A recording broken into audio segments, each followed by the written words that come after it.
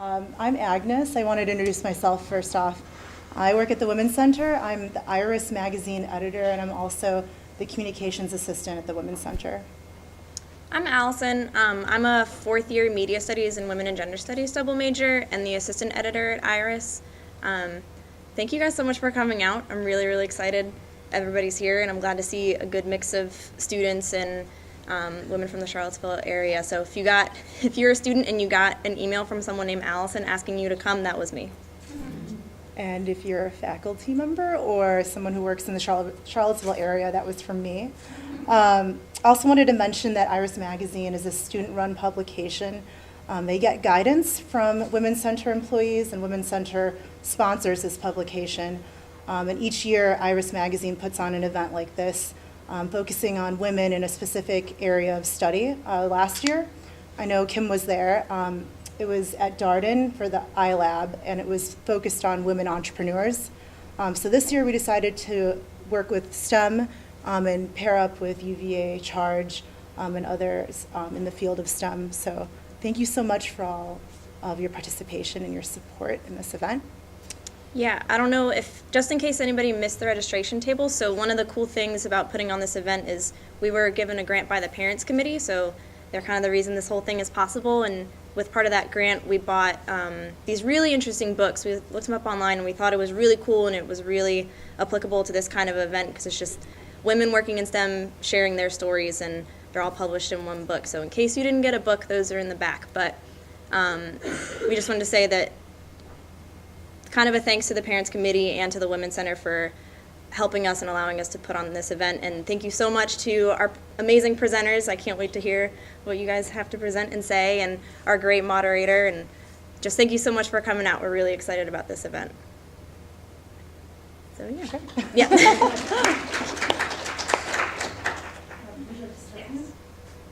to begin with the charge, and then I'll talk to you about myself. So, hi, I am Pam Norris. I'm the Associate Dean for Research and Graduate Studies in the School of Engineering and Applied Science.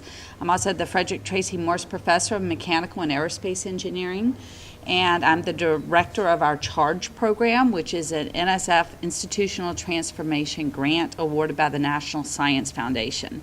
So I'm going to begin and tell you about the CHARGE program and some of the things we've been doing, and then I'll tell you a little bit about myself. I'm going to talk to you about, again, the National Science Foundation supported program. It's an institutional transformation grant, which is a program that's part of the advanced program at the National Science Foundation, which has been going on for about a decade. It's focused on increasing the representation of women faculty in the STEM and the social, behavioral, economic sciences. It's focused purely on faculty because there's many other programs at the National Science Foundation that focus on students and on K through 12. So this was the first program really designed with an emphasis just on the faculty. There's many different programs within the advanced portfolio. The largest is their institutional transformation program. The institutional transformation grant for our program is about $3.5 million over a 5-year period. When you're actually doing research in the lab and you need equipment and agents and lots of graduate students to support the research, $3.5 million is a lot of money, but not a huge amount of money.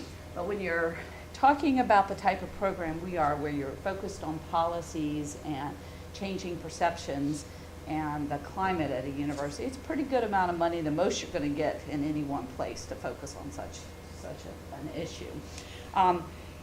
It's really hard to get an institutional transformation grant because you have to convince the National Science Foundation your institution is ready to be transformed. So, believe it or not, it took 3 tries to convince them of this, and the 3rd try we had just hired a woman president, which probably had a little bit to do with it. To give you some context for this, women, as you all probably know, actually may not, because it always kind of strikes you in the face when you hear it again, women were not accepted or admitted into the University of Virginia until 1971. And so while sometimes it may feel like we haven't made a lot of progress, we've made a huge amount of progress in a relatively short amount of time. However, the diversity of the faculty that need to serve as the role models and the teachers for the students certainly has not kept pace with the diversity of the students that we're serving. So there's a gap between institutional goals and practice for faculty diversity in general. To give you an idea, in 2010, 13.7% of all STEM SBS faculty were women. That was 40 women.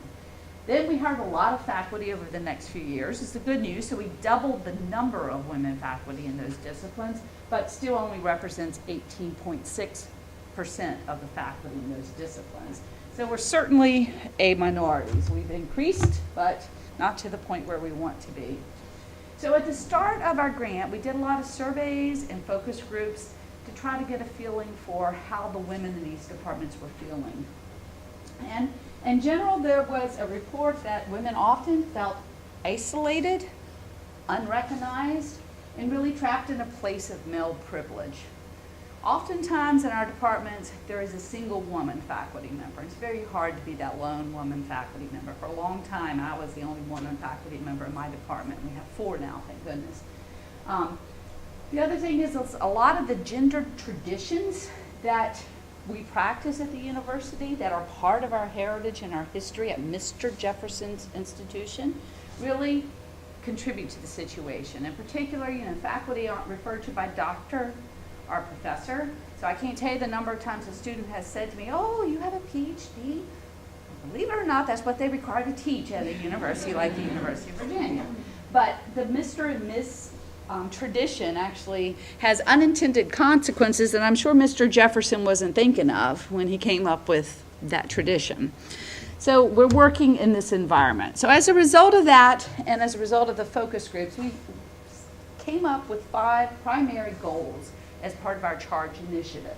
The first one really seeks to affect the departments, which is the place where the women faculty live, and they're most affected by what happens, the culture and the climate within their department. So it's to strengthen and support department efforts to create a positive environment for all faculty with an emphasis on women. We do things such as try to go into the departments and help facilitate structured dialogues to talk about what the climate is like, what's working, what needs to change. We provide equity consultants to search committees to help them to identify unintended biases that might affect their hiring practices. And we've been doing some training of the chairs and deans.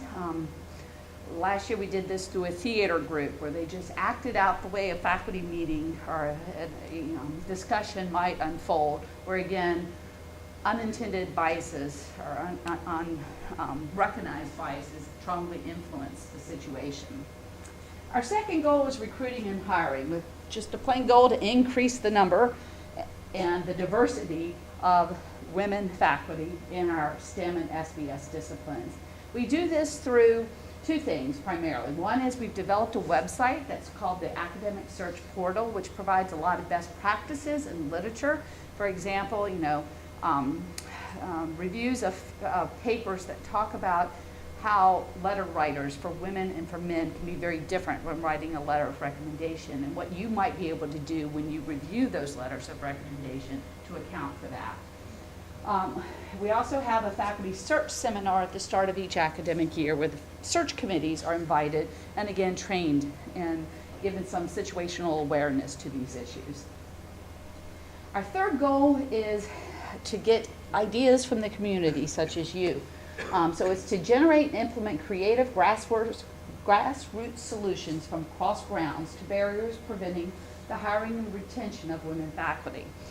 So this year we had our first tournament of ideas where we opened it to the entire community to submit ideas for what we could do to better accommodate dual career hiring situations. Oftentimes, especially in a small town like Charlottesville, a faculty member has a spouse that also would like a position, probably near Charlottesville would be ideal. And how do we best accommodate that? Recognizing that if we can solve the solution well for both members of the relationship, or both members in the couple, then we'll probably keep them for life if we can come up with a good solution for them. So the fourth goal is an enhancement grant to provide departments and women faculty with resources to support their own professional development in particular. So we have a very small fund of money available to provide up to $5,000 for women faculty to help with their own personal development and professional development. This has been a very effective grant or mechanism for helping women, especially when they want to work in a slightly different discipline than they've already have experience in. If they desire to change directions a little bit, this is a good support mechanism for them. And our fifth goal is voices and visibility, and the book is perfectly in line with what we're doing here, is to increase the sense of belonging of women faculty among their schools and departments by making them seen. So one of the things we're doing is an oral histories of women faculty in the STEM disciplines, just hearing their story. This was a very interesting experience for myself, where you sit down for 3 hours and tell your story of how you get to this point in your professional career. And you look at commonalities among people, what's important and what helped with progression and success along the way. We're also going to have a curated photo exhibit in the final year of the grant. We've been taking photographs of women faculty who have volunteered, and they get to take the photo in the way they want to be seen by the community. So in some cases, it's a scientist in the lab with goggles on or lab glasses, and in other cases, it's a woman on a couch surrounded by her family. In other cases, it's somebody there's one in the graveyard. So it's an interesting, is how you want to be seen. I need to go back and remember why that was true. Anyway, and then the piece that you've probably seen the most of, and that is a very important part, is our social science research. The advanced grant required a strong social science component, and for us, we studied the sense of belonging of women due to the architecture, the surroundings, the decorations, the atmosphere at our institution. And you'll find out what that led to was, go ahead, yeah. I have a question. One of your slides that you wanted to increase gender diversity in different departments. And I'm really curious about sort of the flip side, like does UVA have departments that are more, where there are more women faculty than men? And is that like an area of interest also, or? Yeah, so the focus here is only STEM and SBE disciplines, and there are none with more women than men in those disciplines, yeah, so. But like the more of the social sciences is where there may be more women than men, that's not focused at all? No, it's not, no. The National Science Foundation dictated the use of our funds and the focus for this work, yeah. So the social science research sought to measure many things, but one of the things we found out, not intending to, but by means of a very large survey of both students and faculty, was that there was a perceived lack of felt safety on grounds, and that this was primarily due to lighting, poor lighting on grounds. So 55% of female faculty and 60% of female students said they have concerns about safety, with 40% of female faculty and 42% of female students saying that the grounds were too dark at night. Now, this is particularly important for women in the sciences because oftentimes you must go to a lab to do your work. Your lab is done in a laboratory setting. Your work is done in a laboratory setting. And if the time you can access your lab is limited by your feelings of safety or lack thereof, then you're definitely disadvantaged. So this was an important outcome for us, and our social science lead, Sophie Trotwater, has been very vocal about sharing these findings with many different communities at the university, and has actually teamed with the architect's office and other offices. And as a result of our efforts, there's a $3 million lighting plan that was approved for the university. And I don't know if any of you are coming from the Seas complex where the engineering school is, but there's a whole row of lights being installed this week, which is just a beautiful sight. So the idea is 20% of women faculty said they would be more likely to use university facilities at night if the grounds were better lit. So as a result of this work. So the next thing that's happening is this team has gained access to swipe card data for who's using the buildings, okay? So they have this huge database of who's using the buildings, and they can now correlate, for instance, when crimes are reported or when lighting is increased, does the occupant trends of those buildings, do they change, and how are they influenced by this? So this is a big data project that's happening. Another success that we've had is a launch of our academic portal. Again, this website dealing with implicit bias, dual career issues, search committee training, and the best practices for conducting a search. And we think this is being used fairly widely now, both on grounds, and it's available to the community, and several other institutions and places are adopting this as well. Our search committee seminar, we've done a pretty good job of training a lot of the search committees, and with the hope that eventually this will impact the number of offers being extended to women candidates and our ability to close the deal on some of those offers as well. And then the enhancement grants, again, it's a $5,000 grant. We've awarded 15 of these to date. Women have used these, again, to expand their research networks. And it's a small amount of money to make them feel like the university is invested in them and really cares about them. And let's see, the oral histories, we've done 16 interviews so far. They've been transcribed, and we're looking at commonalities among them.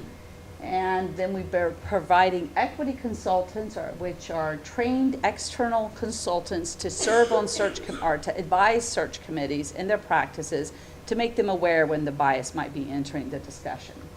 So that's the efforts that are happening with UVA Charge right now, and during the discussion period, I'd be happy to answer questions. But now a little bit about myself. So I am a first-generation college graduate who was born to a 17-year-old single mom, and had the benefit of being told I could do anything I wanted to do, and a great gift of confidence given to me because of that. So I decided I wanted to be an engineer in 4th grade. No one ever told me that was a strange decision.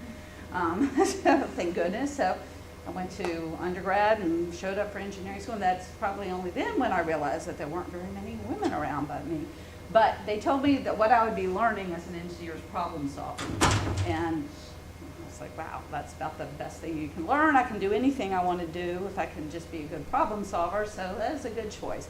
So I continued. I was fortunate enough to have people along the way at different points suggest, pull me out of the crowd and say, you know, you're really good at that. You might consider graduate school. Are you really good at research? You might consider a PhD.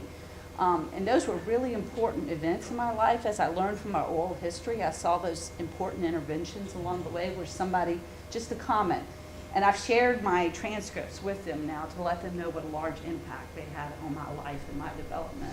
So we all have the opportunity to do that in many cases, in just everyday activities and conversations.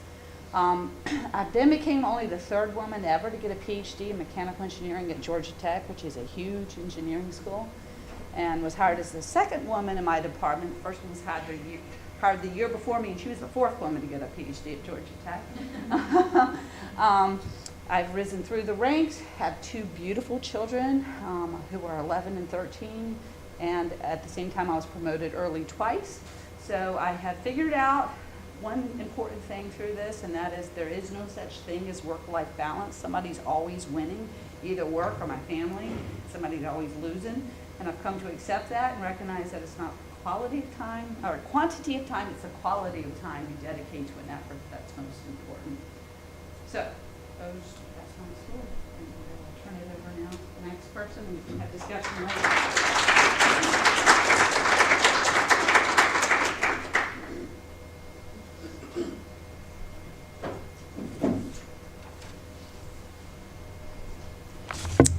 So my name is Kim Wilkins, and I am the founder of Tech Girls, and I also just started a new job at St. Anne's Belfield School where we're trying to integrate computer science into the K-12 curriculum, so that's really exciting. I want to thank Agnes as well as Iris Magazine for inviting us here, and all of you for coming. I turned 50 this year, so I've been reminiscing a lot about how did I get here? And I mean that literally, like how am I here in front of you right now? As well as figuratively, how in the world did I end up with this passion to try to address the gender gap in tech? So I started college as a math major, and I went to a very small liberal arts college, and then was my freshman year, I went in with a problem to the professor, and he told me that, oh yeah, you know, women often have problems with this kind of problem. And that just floored me. I have also been a feminist all my life, much to the chagrin of my mother when she wanted me to do dishes. But I just I just knew I couldn't be a math major anymore. Not that I doubted my ability, but there were only 2 math professors at the school, and I was not going to hang out with this guy any longer. Luckily, I had taken an Intro to Computer Science course, and the 2 professors there were great, and I really loved it. I've always loved technology, and so I switched majors, and I'm so thankful that I did that. And I also knew I started co-oping at IBM, so I also knew that this was a field that was definitely a minority of women, and that was actually very challenging. That was a good challenge for me. I like that. I want to break that barrier down. So I started at IBM and was on the fast track there, and when I became a manager, I was younger than all my employees. I was on my way to more higher roles. But then I found myself pregnant, and that wasn't going to change my plans. I was still going to go back to work and everything, but had a very difficult pregnancy, life and death situations, and sort of that, did a flip in my mind about what my priorities were. So I had a child, left corporate America, turned 40, and had a huge identity crisis. And I wrote this in my journal.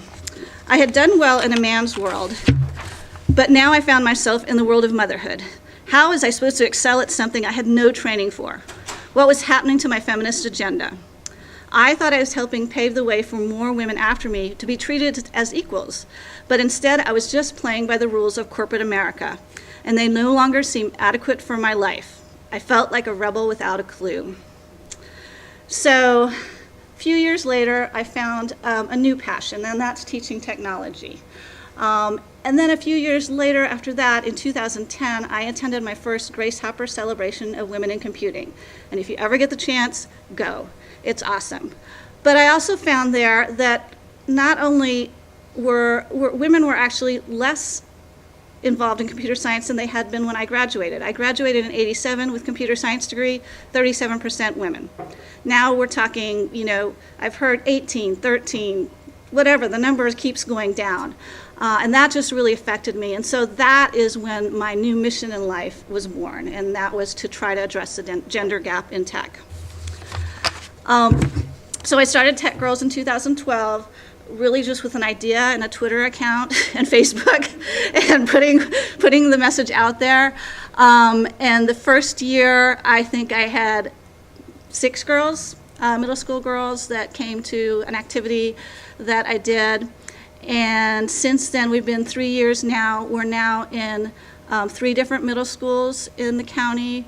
We have a Girls Geek Day that happens during 6 different Saturdays that's geared toward elementary school girls. We now have programs for girls in high school, Biomed Tech Girls, which is a collaboration with the University Biomedical Engineering Department. And we're hoping to start some mentoring, connecting them with mentors, as well as some internship opportunities. So I'm really excited about where Tech Girls has gone and how much of the community has embraced the mission as well, because obviously I can't do this on my own. But I want to leave you with 2 messages. So first of all, even though it's 2015, you are going to encounter gender bias, stereotypes, internet trolls, all sorts of unpleasantness just because you're a female. And if it's blatant sexism, discrimination, misogyny, that's actually much easier to deal with, because it's very easy to tell where the problem lies, and it's not with you. But you're going to face a much more subtle enemy, and that's unconscious bias. And this bias is harder to detect, and it's also harder to deal with, because often it's not done out of any malice by the person who's doing it. And it's going to get under your skin, and you're going to start doubting yourself and wondering, do I really belong here? So I want to make it crystal clear that you definitely belong here. And we need you here. We need you at the table. We need your voice, your experience, your thoughts, your ideas, everything. And I really like something that Donna Brazil said at the NCWIT Summit last year, and I'm paraphrasing horribly. She's much more entertaining. But she said that we all have a responsibility to do whatever it takes to get a seat at the table, even if it means bringing in our own chair and asking somebody to scooch over so we can join in. So it's not about displacing somebody, telling somebody they need to get out, but adding our voices to the table. So I want you to pack those folding chairs and go make the future of STEM awesome.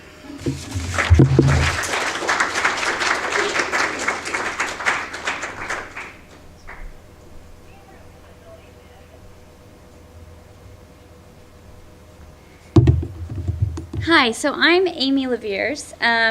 I'm a assistant professor here at UVA in systems engineering, and I've been here about a year and a half.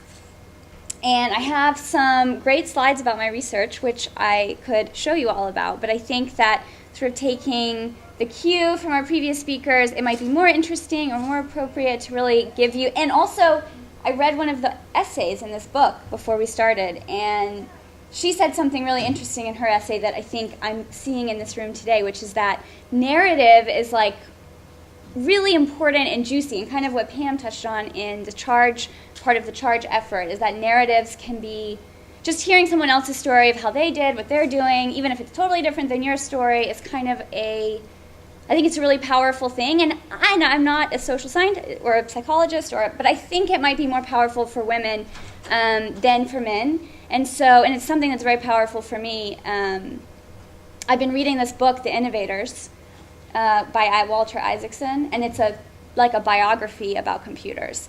And it's amazing to me as I'm reading it, like, first of all, how much of the information in it I don't know. So it's mostly stories about the people who created computers. And I know a lot about the technology behind computers, but I didn't know these stories about these people. And it's amazing how it's changing how I see technology just reading this narrative. So narrative is like a theme for me this week. And so I'm going to give you a little bit about my narrative, and I'll finish with sort of my story of how I started my research, which will give you an idea about what my research really is. But as you can see, I'm much more in the weeds than Pam and Kim, and that I'm very kind of in the middle of my career, and most of what I think about every day is not my role as a woman in STEM, but it's really is about my research. But I can explain that I am from a family of engineers, so my dad and all of my uncles, mom and dad's side, and my grandfather and his father and they were all engineers, and they all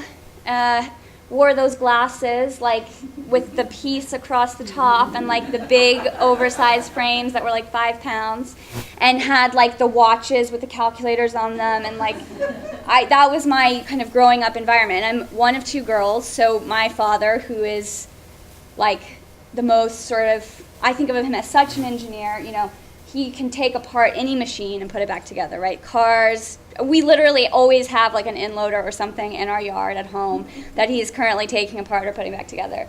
And so that was sort of my environment growing up. But like Pam, my parents were very much like, you can do anything you want, and, you know, very kind of open to things. And somehow I got into dance, which as soon as my mom took me to like my first dance lesson, I think she's been trying to make me stop taking dance, because I took to it really well and kept wanting to do it, and she used to have to drive me to all these lessons all the time, and she felt like it was, you know, maybe distracting me from doing science camps and stuff like that. But really, mostly what I did when I was younger was just dance and go to school. And so this is going to come back into the story and be important later. So from there, I really just sort of followed this kind of culture of nerdy engineers that I grew up in, and the sort of interest I had in math and science, but also in the arts and also in reading, to the moment I was filling out college applications and I had to pick a major, because they always ask, like, what do you want to study? And I really, really didn't know. I mean, I felt I just loved school, but I didn't really, and I liked math and science. Probably I thought I would do something in math and science, but I was really open, and in fact, on multiple different college applications, I put different things. But mostly I put engineering, and I put engineering because of my dad, and because I thought, I want to be able to do all the things that he can do. I just think I love the way he approaches the world and can see something, you know, that he hasn't seen before and figure out how it works. I mean, I think that generally I liked that, but I didn't apply it to engineering in all the schools I applied to. And in the one that I ended up going to at Princeton, I checked mechanical and aerospace engineer. I mean, I still remember to this day the list, the font, and the thing, and being like, well, I'll say aerospace, because I think airplanes are really cool, and I think it's magical that they can fly, and I just think that would be cool to study. And I checked that. I ended up going to Princeton because they had a good dance program as well as a good engineering program. And I went through my first freshman year of college, and I would say that's also when I realized that maybe that was a strange thing to have checked, because what do you do freshman year? Everyone's like, oh, what are you majoring in? Where are you from? And you say, oh, I'm MAE, and they say, you don't look like an MAE. And I'm always like, thinking in my mind, like, I'm coming from East Tennessee and I'm at Princeton and I think everyone's going to be enlightened. And I'm like, how are you going to respond with such a, like, sexist remark? But thank you, or I don't know. Is that thank you? And I really started to realize that it was odd. And but I kept doing it because that's what I had checked and that's what my major was. And eventually, like, it came to the summer after my freshman year, and like at UVA, I had to declare at that point, at the end of my freshman year, or at the beginning of by sophomore year. And so I decided to take an internship in my MAE department with a professor there, where I got to work in his lab, and what I ended up doing was like controlling this tiny little deformable mirror with LabVIEW, if you're familiar with it. And I mostly it was a cool summer project, and the professor was so nice, and I kind of got to see a little bit about research, I guess, in that moment, but I ended up just liking the department. They had barbecues every week, and like I thought they were really nice, and so I stayed again. So again, I just sort of stayed there because I was there, and then was one of 4 of 35 majors in my class, 4 girls, and they and I have so many stories. First few months of school, like the guys came up to me and they were like, "Well, we've named all the girls, and you all have a nickname," and like there was. I won't share the other ones were not as, I don't know if mine was flattering, but some of them weren't that flattering, but I was eager girl, that they would like call me that. I mean, how strange. Like, it seems like that you shouldn't even, and now that one of those people that I remember telling me the story is one of my best friends now, but that was a mean thing to say to somebody. I don't know. So, and at Princeton, I struggled really badly. I had barely, I think I ended up with a 3 something, but if you looked at my major GPA, it was probably like 2.6, and I made all A's in my dance classes and like B's and C's in my engineering classes, because I was a dance minor and an MAE major. And so now we're getting to the moment of when I started to do research and what really brought me here, which is that last Thursday of my junior year of college, I'm sitting in automatic control class that morning, and I was totally lost, but it was the hardest class we had to take, and I knew that it was going to be hard, and I thought it was totally natural that I was lost, and I was so ready to be done with the class. And my professor does this long example that kind of tied together all the things we had done in the class. And first, the example is about a bicycle, which is an example of a dynamical system I now know. I now have a PhD in automatic control, so this is another sort of spoiler. A bike is a dynamical system. What that means is that if you actuate it, twist the handlebars, pedal it, it moves. And if what do we use to control that movement is our sense of balance, right? So we sense and we actuate, and we relate those two things with controllers in our body. So we did this example with the bicycle, and he shows us an example with a backwards riding bicycle, what they call a backwards riding bicycle. So when you twist the handlebars, the back wheel turns instead of the front wheel. And it turns out that bike is extremely hard to ride. It takes years of practice. It's like a circus trick to be able to ride one of these backwards riding bicycles, because they're just very unstable. And in that moment, we go through, we have these things called root locus diagrams where you can see the stability margins, and you can go through the equations of motion for these forward riding bike and the backward riding bike, and you can see this different stability mathematically. And I was sitting there thinking, oh my gosh, that's what we've been studying? I can imagine riding a bicycle, not being able to balance. I know what balance is like. That totally makes sense to me, and it was a very kind of maybe I won't fail this final kind of moment of this. I know about balance. I know about stability. I didn't know that's what they meant when they said stability, which we've been talking about all class. I never related that to the experience of balance. So later that afternoon, I'm in my dance writing seminar, and what we do in dance classes is you write about different styles of dance. One choreographer versus another choreographer. How are they different? How are they the same? What do you feel? What influences? You just describe movement, right? And I loved that. Thought that was really fun. I had never approached dance from that point of view as a high school or middle school student. And in this class, on that particular Thursday, we're watching a video of Twyla Tharp, and she's discussing working with modern dance and ballet. So she's choreographed in both of these different genres, and she's describing how she sees them as different. And so the way she describes them is by talking about the home base position in each of these styles of movement. And so one is, we'll do modern first. So modern, you have the feet parallel right under your hips, really stable position, really, I feel really good here. But if I need to pick up a foot to move, my weight is such that I really have to shift and then pick up my foot and then I can move, right? And so Twyla Tharp describes this. Then she compares it to ballet, where I open my feet, I stand with my heels. I'm a little bit like off balance here. I mean, if you pushed me, it would be harder to recover, right? But if I need to move and I need to pick up my foot, I'm already there. I can go. So I don't have to do that shift. And so she talks about those different inherent stabilities. She uses the word stability as leading to different phrases of movement, different styles of movement. And that was such another moment for me. I was like, oh, well, we study that in engineering, right? We can measure that difference between those stabilities. We can quantitatively say or measure, what it is that she's describing in words. And that, in that moment, I knew, that's what I need to do. I had to do a senior thesis the next year. I found a professor to advise this thesis. She introduced me to a PhD professor who said I could keep working on the same idea of things. He happened to be in a robotics lab, and it turns out that in robotics, they're interested in that same question, really. Different styles of movement. What differentiates them? How do we produce them? How do we help humans produce them, right? And so robotics became a really natural place for me in my research.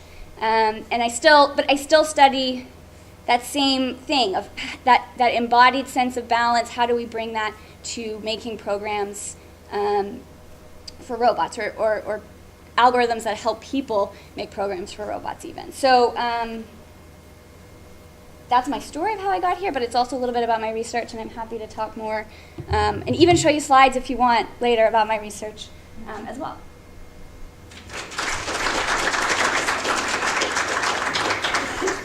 I think all the panelists. So I'm Lisa Masseri. I'm an assistant professor in the Department of Engineering and Society, and Science, Technology, and Society here. And I'm going to actually put that microphone over here for you guys. I am a former woman of STEM. I did my undergrad in engineering, but in fact moved to more science and behavioral sciences, and I'm now an anthropologist by training. So it's kind of a different narrative than these wonderful women have. So this is now just the open chance to ask questions, to hear more comments. I have some questions if we're slow starting, but I first and foremost want to know if you guys have questions for either any of the panelists about their narratives or more generally for Paul. Yeah, please. I'm actually curious as to what style of dance did you study? So when I was really little, I took ballet, and I did tap for a while, which was not a good fit for me because I have no rhythm. And then in high school, I joined a modern dance group. I guess in middle school, I started taking modern dance, joined a group in high school where I danced a lot more than I ever had before. We actually toured, and so that was really, and when I say modern, it kind of refers to the time period of when the dance came out, but then when I went to college, they also sort of have a modern flavor, but then it becomes a little more contemporary because you have these active practicing choreographers who do teach the courses. So it's, but in general, kind of classical proscenium style performances in a variety of jazz, modern, ballet, contemporary kind of styles of movement. Very similar to the UVA dance program, my program at Princeton, actually. My question is for you. When you started your company, what were some of the hurdles? Or you said, I think the first year you had 6 girls, and then it grew to multiple schools in 3 years. So Right. Can you go into more So about that? making the connections. I started at one school because somebody opened the door for me. But that wasn't the right school to start with. There wasn't enough growth. So they opened the door for me, but they weren't able to help recruit the girls. And then I got to another school, and they, found the right person there, and not only opened the door, but gave me the computers and started recruiting the girls. So it's just been making connections. Social media has been a huge benefit for me. I tweet a lot, and that's made a lot of connections as well. But it's just really all about the connections and then finding volunteers. So last year, Tom Tom Festival is coming up, and last year I was like, okay, I need more people involved with this. So I think we should get a women in tech group together. And I felt a little uneasy about that because I'm not in tech in that way. I'm tech in the teaching way. But luckily we have several people in the room who agreed that we should do this, Christy. And we did a happy hour, and out of that was born a Women in Tech group. So we now have about 100-member group that meets monthly, and so they're now the volunteer base to help. So it's really, just asking and making those connections, and once you find that connection, being very nice to them, doing lots of nice things, so they'll keep inviting you back. Please. I have a question for you, Pam. You said that 18% of the faculty were female, but what percentage of outgoing PhD students instead is female? How does that compare? Yeah, so one of the, and I don't think it's on my flash drive, unfortunately. Actually, maybe it is, but anyway, one of our initiatives as part of our our advanced program is we provide each of the departments with data sheets showing their percentage of women, the percentage of women in similar departments at other research institutions, the percentage of women graduating with PhDs, the percentage of women getting completing postdocs in their discipline, and then what their applicant pool looks like to try to compare. It varies distinctly. To be honest, in engineering, most of the representation in the departments is very similar to, it's not too much off from the graduating percentages in some of the departments. So mechanical engineering graduates about 15% women, and yeah, so, yeah. But biology is almost majority. Exactly. Yeah, so it varies distinctly. That's exactly right. So even in our departments where the percentage of women students is greater than the percentage of men students, the percentage of female faculty is much less than the percentage of male faculty in most cases. Yeah. This question's for, excuse me, question for Pam as well. Are you guys planning to look at how the number of female faculty relates to the number of female students, and especially students in the graduate programs, how they may impact that number? That's not part of our plans right now, but I'm sure there's a correlation, and it'd be an interesting study to do. Yeah, That was that's a actually good one, idea. one of the questions I had for the panel, which is you're all teachers, and how do you see your role as being a female teacher to be part of your job? Like, how do you think, we talked a lot about who your role models are, but how do you kind of see yourself as a role model, and how does your gender play into that? Well, I think it's hugely important, especially elementary, middle school is where I am, and then my cohort who's a male is middle school and high school. So I think coming into that environment, middle school is where the interest drops off. So if I go to an elementary classroom, which I am every day now, they're all excited about this. They just think it's the greatest thing. Middle school is where that interest starts dropping off. And I just was with a seventh grade science group who most of them had never coded before. And we did some NetLogo, which is pretty old, but it was a really fun thing. And I remember one of the girls saying, I really like this. This is awesome. And I'm like, you're a coder. No, I'm not. I'm like, yeah, you totally are. No, I'm not. Do you like doing creative things? Yeah. I'm like, that's what coding is all about. So we've got to help them get over this mindset of what this stuff is. But I think they have to see it to be it. They have to see, and so I think seeing, even the boys now seeing that, you can do this. For a while, they were always coming to Mr. Minster, who has just graduated from college, so it irks me a little bit.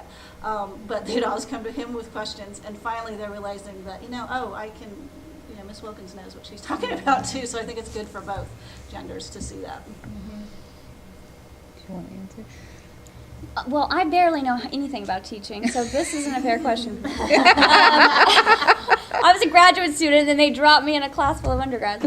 I don't know. I think what I do try to do actively is tell people about my research, and actually, I have I don't know if this is a good story to tell, but there was a girl who had been in my class who I kind of knew from being in my class, and she had a background in dance as well, I think, and was a systems major. And a couple of guys had come up to me and asked at the beginning of the summer, like, did I have any positions in my lab, and I kind of just took everyone that came to me, and just because I said yes to the first person on no basis and didn't think anyone else would be coming. So then I said yes to these other people, and I found out during the middle of the summer that she was working in a restaurant downtown on the mall, and taking classes at UVA, I think, for that summer. And I said, well, why didn't she come? And I thought she was kind of interested in my research, like we had talked about it. She had background in dance.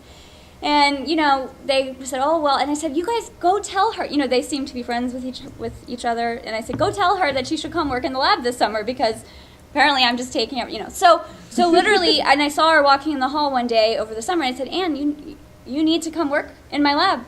And so I sort of snatched her, right? I mean, because that's a way for her to really see what I think is a meaningful side of being at a research university as an undergrad. I mean, that's why you're here, I think. And so, or that had been my experience, So I do try to do that. And I think, in classes, something I really want to do, so control is a really kind of occluding topic.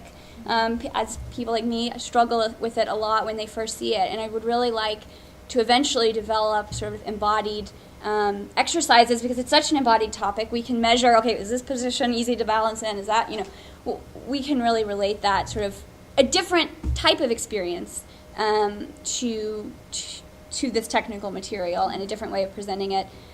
Kind of like this narrative side. I try to have a narrative in my class. I think that's a natural thing for me to do because I'm attracted to it, and I think it is something that, you show up in a thermodynamics class and they give you these equations and you're like, how do these fit together?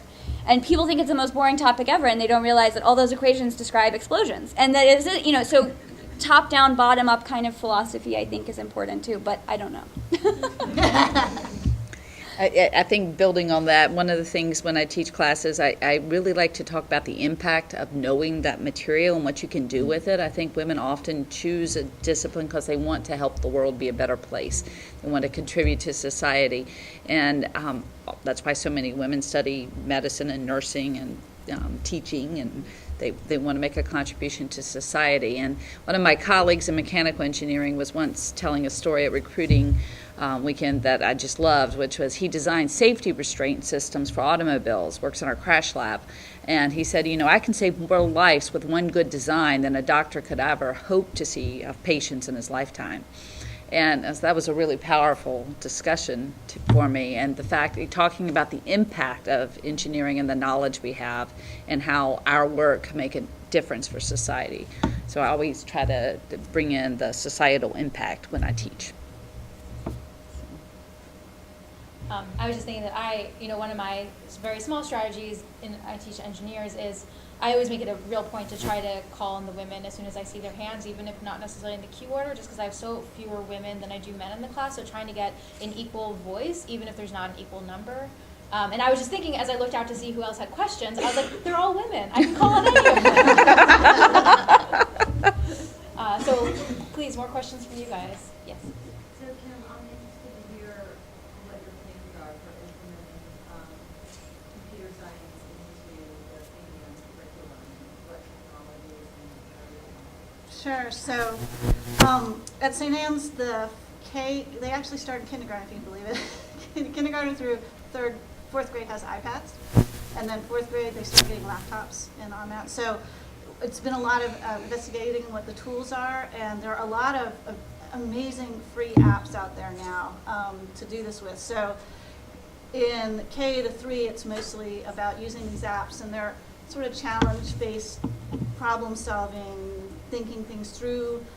They go through loops and variables and conditionals, and watching kindergartners like kind of process this stuff, it is fascinating. And you guys watch out because this next generation is just going to blow us away. And then when they get the downside of the iPads is it's a not great creation platform. All right, so there are not a lot of programs on it that you can actually create content, create code, create whatever. So I've been finding that frustrating. But I go in with math at those levels, and at one of those stations. Then once they get the laptops and we bring in Scratch, NetLogo is another one where the French class, 8th grade French class, just created an app using HTML, JavaScript, and CSS and JavaScript. So going in, meeting with the teachers, finding out what their plans are. This is a climate change unit. And so what we did is we brought in big data that NASA's been collecting to show them how data is collected, and then and how it can be presented and how you can make correlations, and then use NetLogo as this is how then predictions are made based on that. What we're trying to do, there's a lot of fear about this in general because teachers aren't comfortable with coding. It sounds very scary.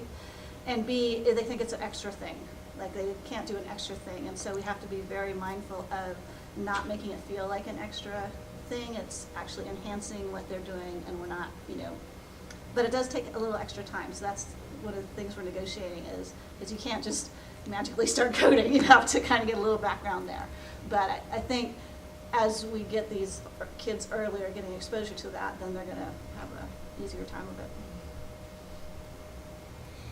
I have a question here first, Pam. Kind of looking at our peer institutions here in Virginia, what kind of initiatives have been taken and what kind of members do we see around those institutions? So Virginia Tech also has an advanced institutional transformation grant. Their numbers are very similar to ours. And William & Mary is trying to apply for one.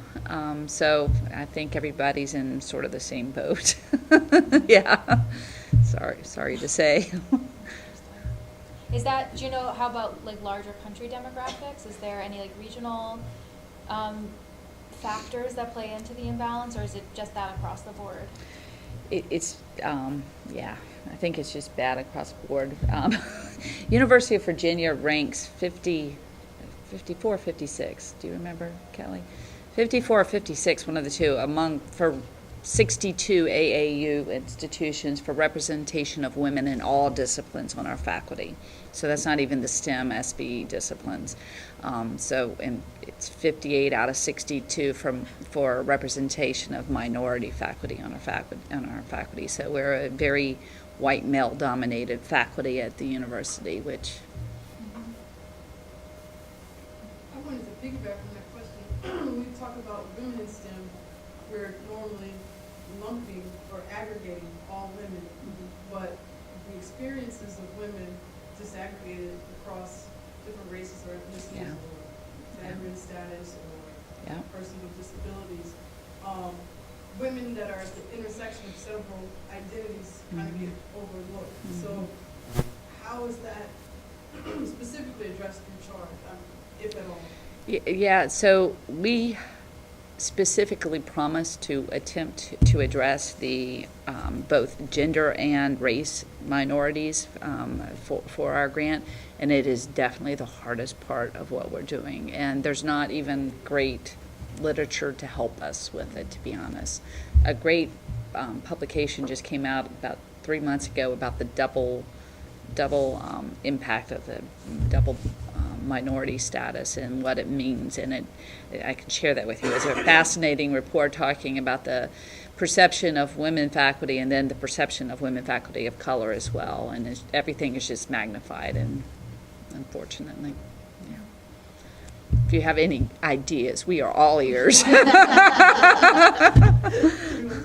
Thanks, Brooke. Yes. This question is for Amy. So you being, I guess, a relatively new faculty member, and especially at the University of Virginia, what struggles, if any, did you find yourself in the process of finishing up your PhD and then applying for a faculty position at the university? I just applied. I had blinders on, and I was finishing and applying and also planning my wedding all in the same kind of like 6-month period. And I just made a spreadsheet and I applied to everyone that was hiring.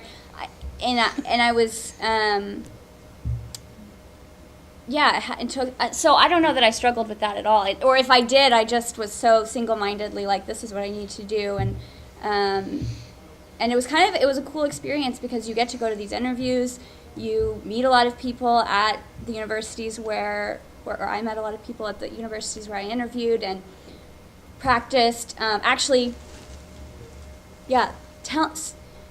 Telling this story that I told you guys about the balancing,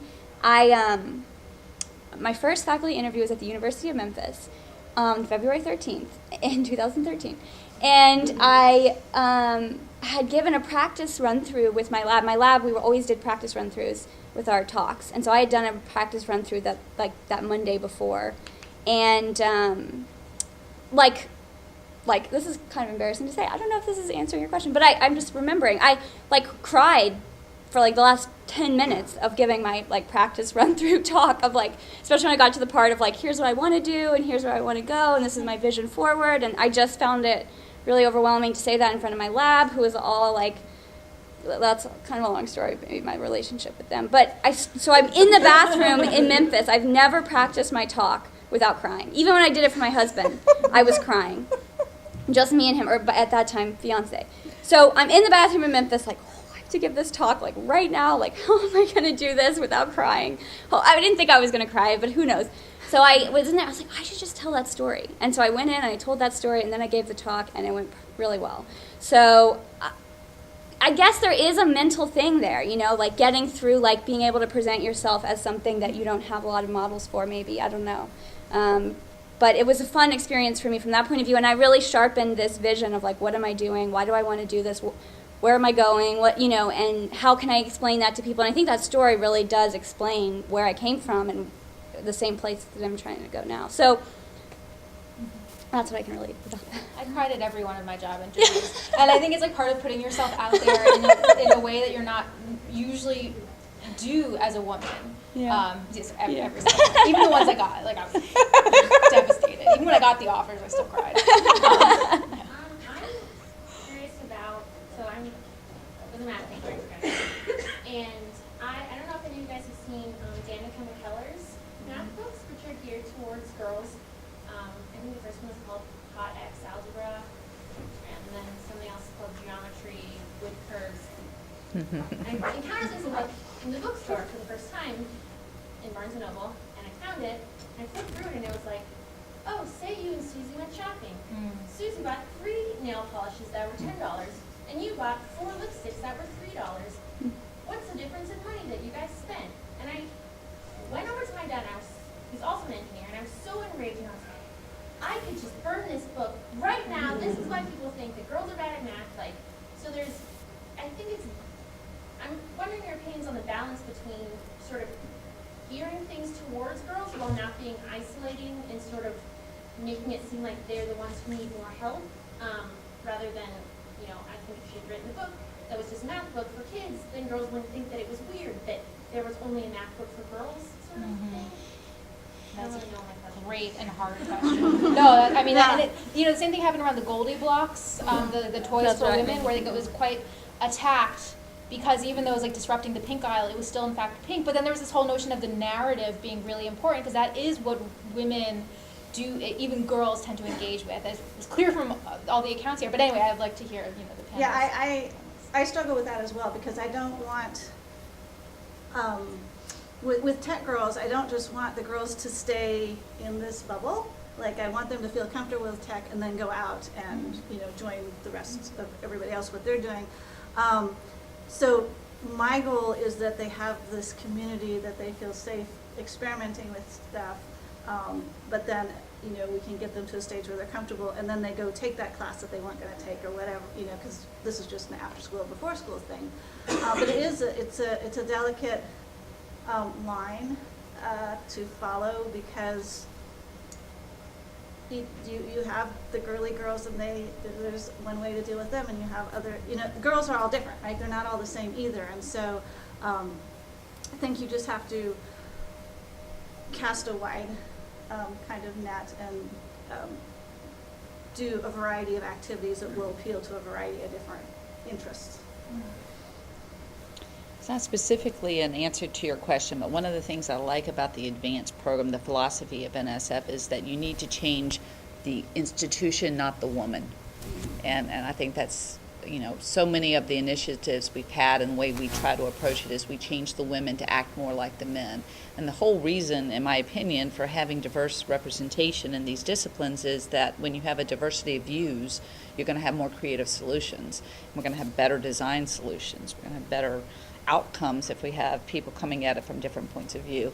So if you change the women to act like all the men, then you've lost the diversity in the first place. So I think the narrative nationwide is beginning to change a little bit in that manner, so I'm hopeful that it'll get better.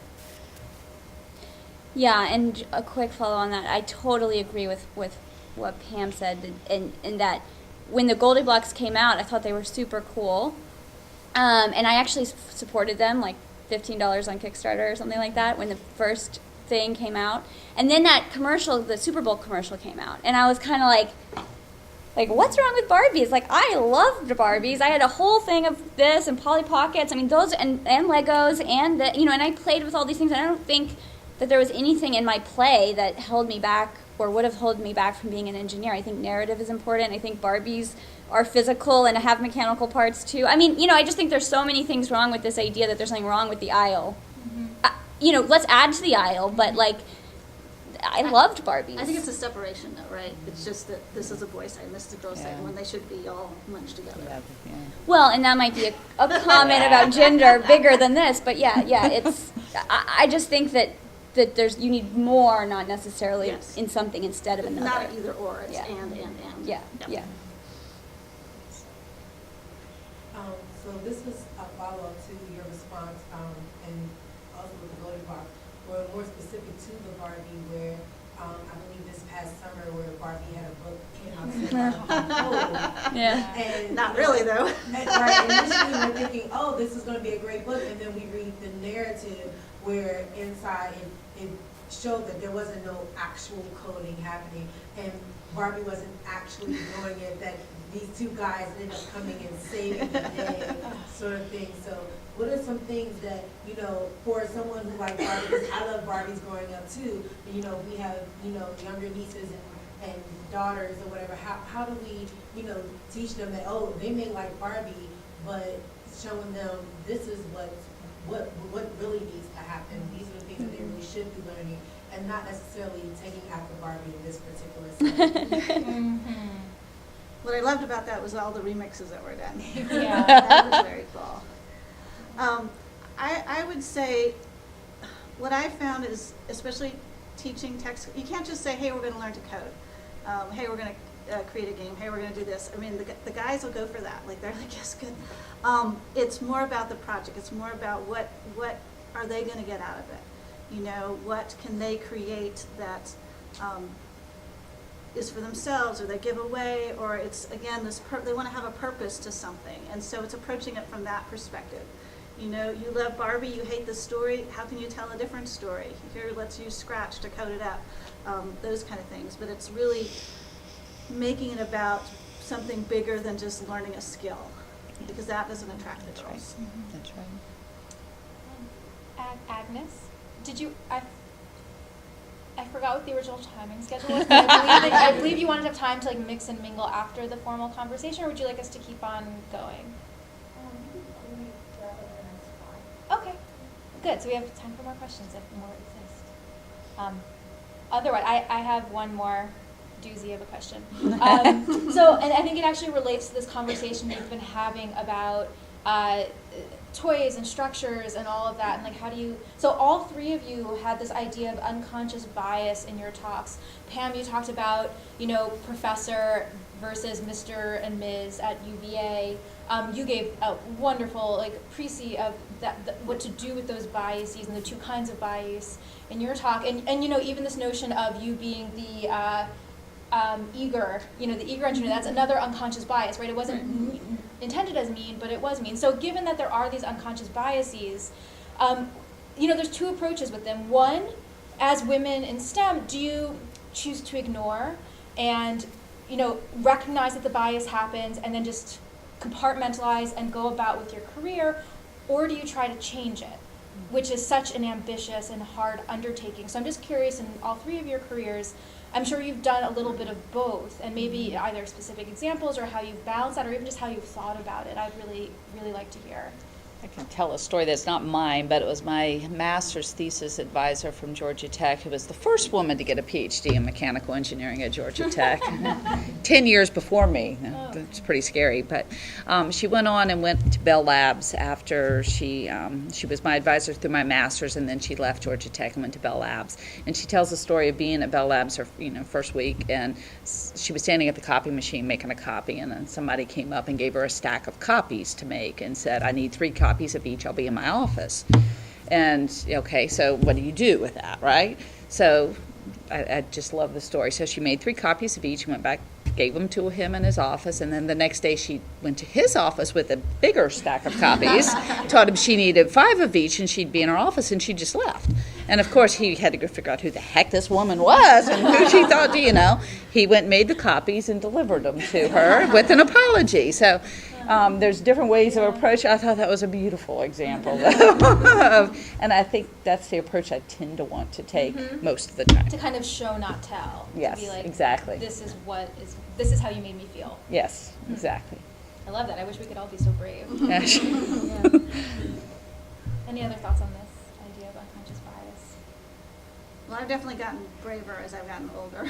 I don't sit well with it now. And I feel early in my career I did I faced more not subtle bias, so again that was easier to deal with. I'm going to tackle it down. But I also took on more and more male qualities, I feel. Like I fit in because I wanted to get ahead and I was ambitious. And that 40-year turning point for me was kind of realizing that's not who I am. That doesn't fit in my worldview anymore. And so when I realized that, then I got much more comfortable about naming it and calling it out. It still is difficult to deal with because, again, a lot of times it's not done out of malice. And it feels like you're having these same conversations over and over and over again, and you want to, knock your head against the wall and go, what is going on here? But that's kind of how I deal with it. Has anybody been watching Unbreakable Kimmy Schmidt? Yeah. I love the show. So there's a scene in it where Matt Lauer is interviewing the women after you'll have to see the show, but basically he says something like, it's kind of amazing what lengths women will go to not offend somebody. And that just really, struck a chord with me because, we do. We want to be polite. We want to get everybody to agree. We want to, collaborate, but sometimes you have to kind of deal with things head on, I feel. That's good. So kind of then also recognizing the own ways you play into those stereotypes, even if they're good things, and trying to just realizing how it changes your life and your actions and trying to maybe work against it a little. Okay. Perhaps on to you. Yeah, I just had a few closing words. Okay. Good. Don't mind me jumping in. I will cede the podium.